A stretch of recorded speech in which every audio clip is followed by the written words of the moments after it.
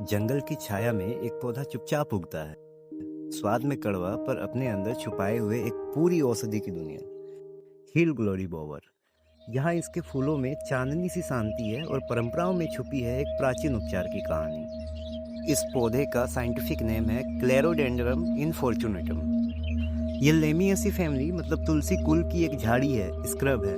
Generally इसकी height 1 से 3 metre की होती है। भारत में कई जगह इसे भांट, भटस या फिर भाटा नाम से भी जाना जाता है। और नाम भले ही इसका इनफॉर्चुनेटम हो, लेकिन इसकी अहमियत बहुत गहरी है।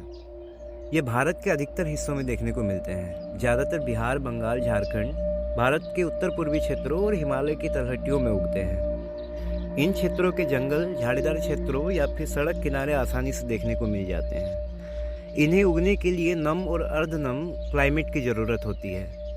ये वहाँ उगते हैं जहाँ प्रकृति अभी भी सांस लेती है।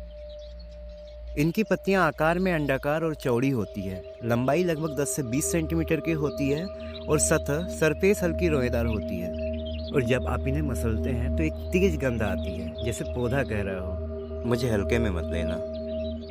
इसके फूल इसकी पहचान है, सफ़ेद, कोमल, बीच में गुलाबी आभा और लंबी बैंगनी पंखुड़ियाँ। जब ये गुच्छों में खिलती हैं तो पूरी झाड़ी मानो रात की रोशनी में चमक उठती है। इंटरेस्टिंग बात यह है कि मैंने जहाँ जहाँ इस प्लांट के बारे में देखा और पढ़ा, मुझे फ्लावरिंग सीजन हमेशा अगस्त से नवंबर का ही दिखा है। पर मेरे एरिया मतलब झारखंड के मैक्सिमम पार्ट में मैंने इस फ्लावर को जनवरी से लेकर मार्च के बीच में खिलते हुए देखा है। और यही कारण है कि बचपन से इस फ्लावर को हम लोग हमेशा सरस्वती माता को चढ़ाने वाले फूल के रूप में ही जानते हैं बस। फल इनका नीला या काला कलर का बेरी होता है, जो चारों ओर से लाल कैलिक्स से घिरा हुआ होता है, जो इसे नेचर का एक रेयर कॉम्बिनेशन बनाता है, रेड और ब्लू एक साथ। बीज उसके आकार में बहुत छोटे होते हैं, इसलिए पक्षियों द्वारा आसानी से फैलते हैं। जड़ें इनकी बहुत ही मजबूत और शाखा युक्त होती है, जो मिट्टी को मजबूती से पकड़ के रखती है। तो चलिए बात करते हैं हील ग्लोरी बोवर प्लांट के सबसे इम्पोर्टेंट पार्ट मतलब मेडिसिन यूजेस के बारे में।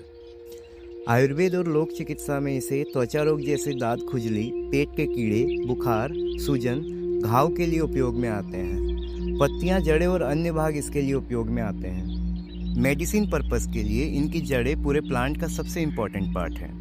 इनकी जड़ों को देखकर एक बात साफ साफ कह सकते हैं कि कभी कभी सबसे ज़्यादा ताकत जमीन के नीचे छिपी होती है।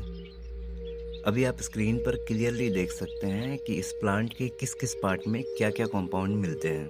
और साथ ही आपको ये भी बताना चाहूँगा कि यह एक औषधि जरूर है, लेकिन इसका सेल्फ यूज आप सावधानी से करें, क्योंकि अधिक मात्रा में यह हानिकारक हो सकता है। तो हमेशा एक्सपर्ट या पारंपरिक ज्ञान के साथ ही इसका उपयोग करें, क्योंकि मैंने प्रकृति के साथ रहकर एक चीज़ सीखी है कि प्रकृति इलाज भी देती है और मर्यादा भी सिखाती है।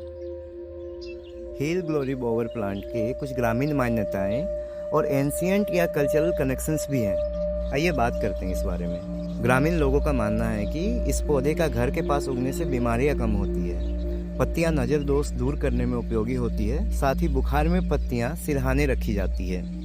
ग्रामीणों के लिए ये सिर्फ एक पौधा नहीं, एक विश्वास भी है।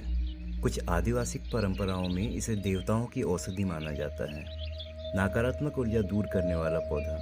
जैसे ये सिर्फ शरीर नहीं, वातावरण को भी ठीक करता है। वेदों में इसका सीधा उल्लेख नहीं मिलता, लेकिन आयुर्वेदिक ग्रंथों में इसका वर्णन है। कृमि, त्वचा रोग या ज्वर मतलब फीवर में उपयोगी बताया गया है। प्राचीन वेद इसे तिक्त मतलब कड़वी औषधि के रूप में उपयोग करते थे। जंगल में रहने वाले समुदाय इसे प्राकृतिक चिकित्सा का हिस्सा मानते थे।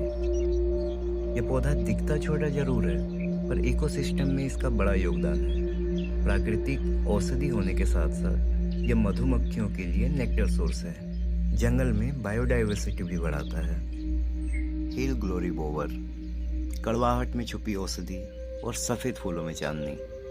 जैसे प्रकृति ने उपचार और सौंदर्य को एक साथ रचा हो। तो अगली बार जब आप किसी जंगल के रास्ते गुजरे और ये पौधा दिखे, तो बस देखकर निकल मत जाना, रुकना, समझना, क्योंकि कुछ पौधे सिर्फ उगते नहीं, वो सिखाते हैं। ये था एनवायरनमेंट ब्लॉग का पहला वीडियो, जहाँ हर पौधा एक कहानी है। तो वीडियो को लाइक करें, इन्फॉर्मेशन को शेयर करें और चैनल को सब्सक्राइब करना मत भूलिए। मिलते हैं अगली कहानी में।